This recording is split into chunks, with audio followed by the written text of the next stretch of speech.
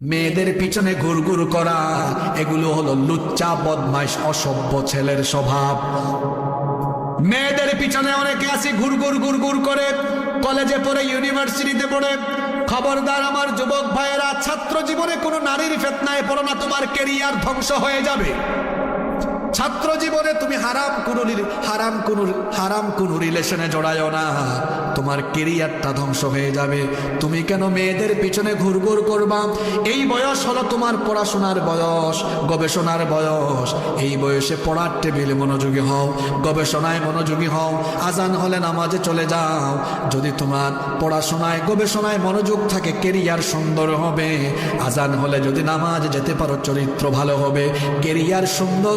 আর চরিত্র যদি ভালো হয়, কোনো মেয়ের পিছনে তুমি ঘুরঘুর করা লাগবে না। এই খুলনার সুন্দরী সুন্দরী মেয়ের বাপ তোমার পিছনে